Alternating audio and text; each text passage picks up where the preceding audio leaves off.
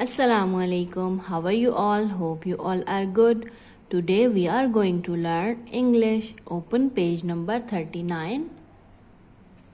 Here we have an interesting activity. Fill in the blanks with this or that.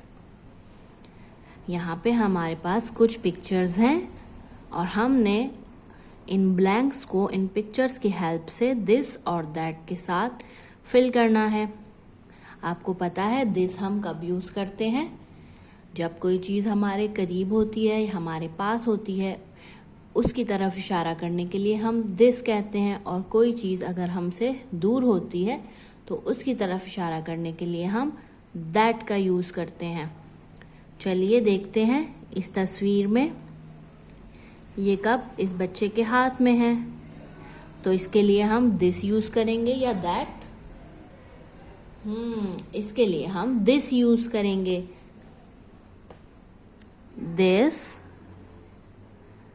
Is a cup.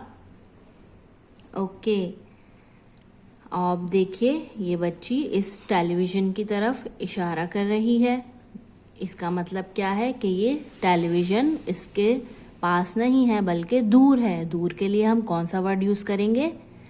That. That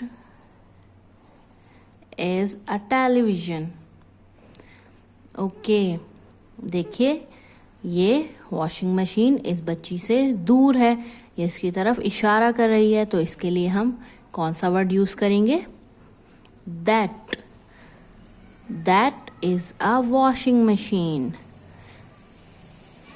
देखिए इस बच्चे के हाथ में Fock है। फॉक इसके बहुत पास है, करीब है, तो इसके लिए हम दिस यूज करेंगे या दैट? इसके लिए हम दिस यूज करेंगे। This is a fork. Very good. अब बताइए ये सोफा इस बच्चे के पास है या दूर है?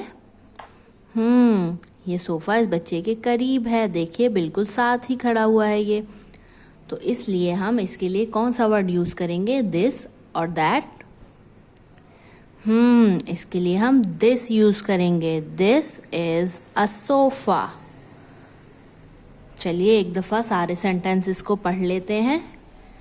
This is a cup. आप भी मेरे साथ साथ पढ़िए। That is a television. That is a washing machine. This is a Fock.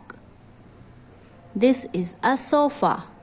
ऐसे ही आपने पूरा पेज कंप्लीट करना है। अल्लाह हाफिज।